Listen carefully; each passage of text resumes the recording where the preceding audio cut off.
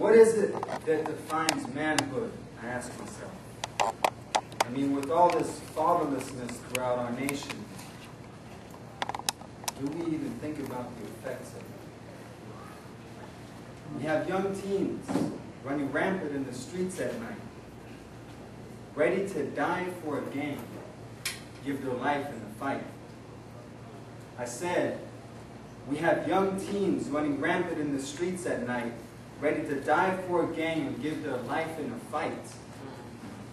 Listening to Jay-Z because they like the beats to the song, not realizing that the words being sung are so far from being gone from the truth.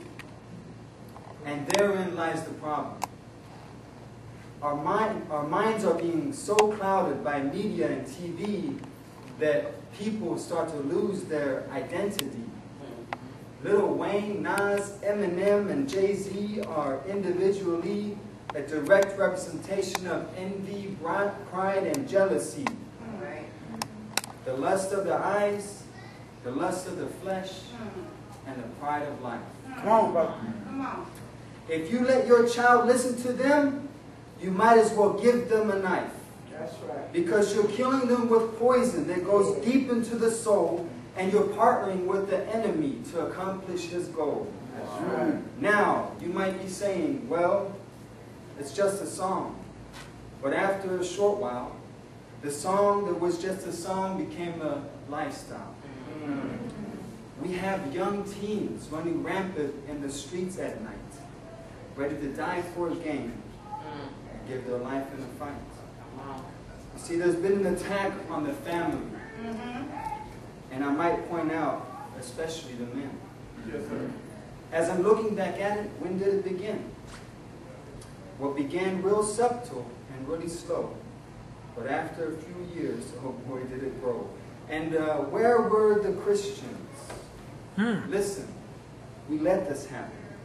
Because while the world was growing out there on its own, we pulled away so we could be alone, happy with one another, singing songs with my Christian brother, and in the midst of it all, we just happened to miss our call.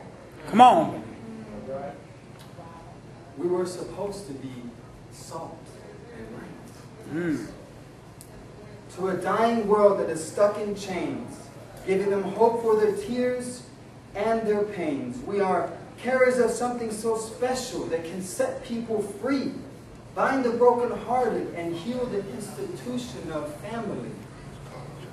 And therein lies the strength. The strand of three is not easily broken. I am a firm believer that it starts with the men, being husbands and fathers by example to them, living passion-filled lives to the glory of our Messiah, so they will know the difference between the truth and a liar. Come on. And our children will know him through you and me, giving them a life with hope and destiny. They will find for themselves that Jesus is the way, the truth, and the life, and escape this dark and evil world by the power and his might. And all that sounds great, but we're not there yet. And the second I'm done and step off of this set, I want you to remember, we must get in the fight. We are called to a dying world to be salt and light. Because we have young teens running rampant in the streets at night, ready to give up everything for a game and die